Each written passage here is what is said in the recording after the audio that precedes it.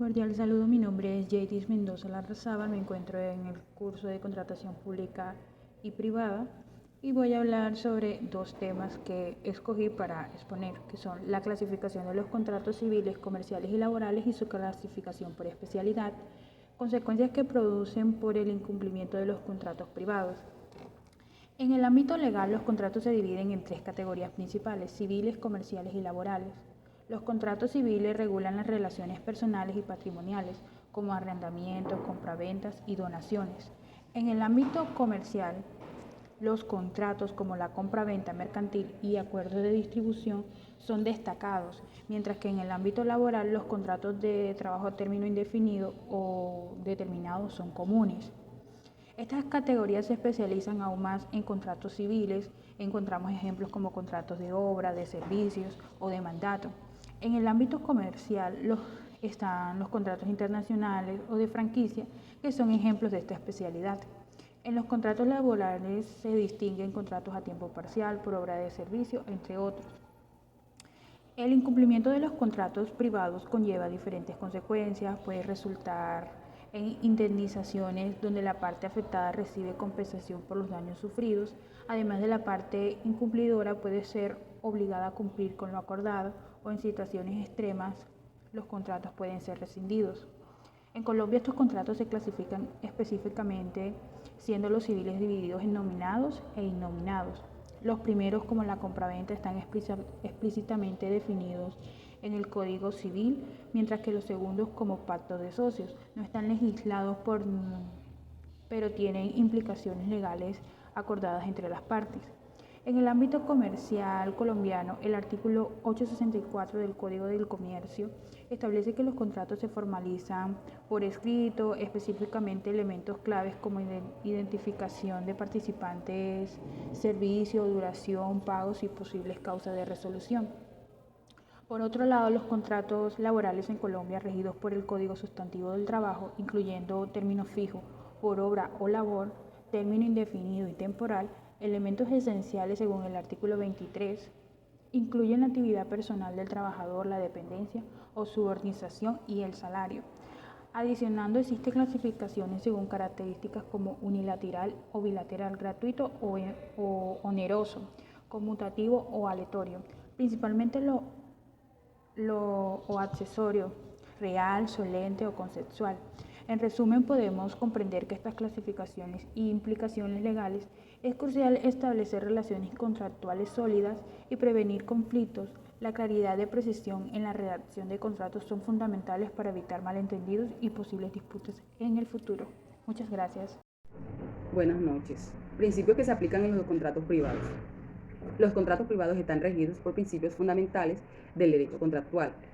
Aunque las leyes pueden variar según la jurisdicción, algunos principios generales que suelen aplicarse en los contratos privados incluyen principios de autonomía de la voluntad. Las partes tienen la libertad de acordar los términos y condiciones de su contrato. Este principio permite que las partes determinen sus propios derechos y obligaciones.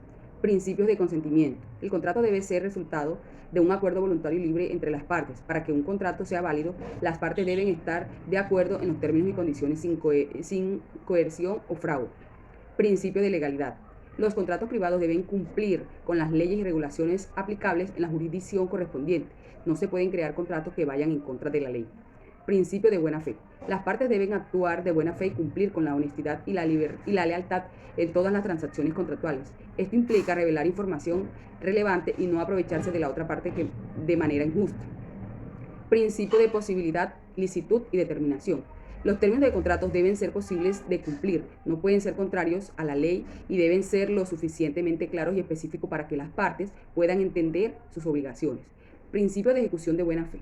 Las partes están obligadas a cumplir con sus obligaciones de manera diligente. Principio de ejecución de buena fe. Las partes están obligadas a cumplir con sus obligaciones de manera diligente y de buena fe. Esto implica que deben esforzarse por cumplir con lo acorde y no obstaculizar injustamente el cumplimiento por parte de la otra parte. Principio de equidad. En caso de ambigüedad o lagunas en un contrato, los tribunales pueden recurrir al principio de equidad para determinar una solución justa y razonable.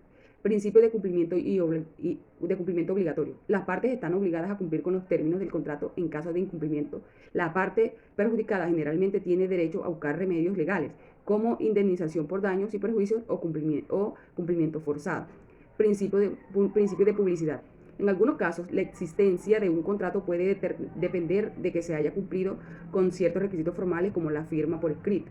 Principio de interpretación contractual.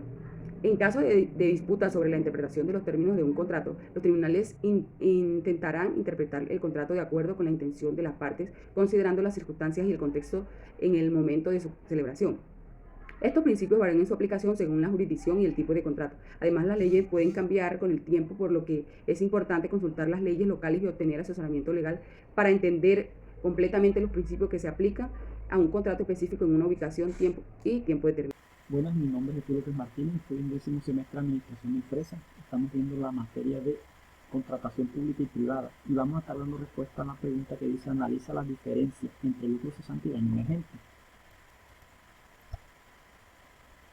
En el artículo 1106 del Código Civil, siendo los requisitos para apreciar ambos tipos de daño los mismos, el lucro cesante presenta más dificultad a la hora de ser probado, al tratarse de probar un hecho que podría haber ocurrido pero que no tuvo lugar. La prueba solo puede ser directa sobre la base de indicios o presunciones derivados de los hechos que habrán de ser objeto de prueba, donde se dice: la indemnización de daños y pérdidas, percibir lucro cesante y daño emergente, que desprende el artículo 1614 del Código Civil al decretar la indemnización de daños, comprende no solo el valor de la pérdida que hayan sufrido, sino también de las ganancias que hayan dejado de obtener el acreedor.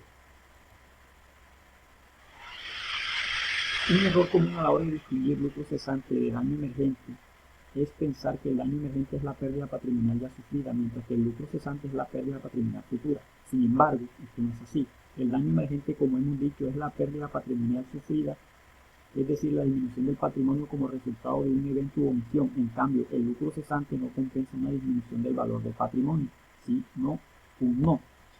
En el daño emergente se refiere a las pérdidas inmediatas y concretas que una persona o entidad sufre como resultado de eventos dañinos. Por otro lado, el lucro cesante se relaciona con las ganancias o beneficios futuros que se dejan de percibir del mismo evento. Muchas gracias. La responsabilidad civil contractual se refiere a la obligación de reparar los daños y perjuicios causados a otra parte debido a incumplimiento de un contrato. Por otro lado, la responsabilidad civil extracontractual se refiere a la obligación de reparar los daños y perjuicios causados a otra parte por acciones u omisiones que no están relacionados con un contrato, como negligencia o daños causados por productos defectuosos. Gracias.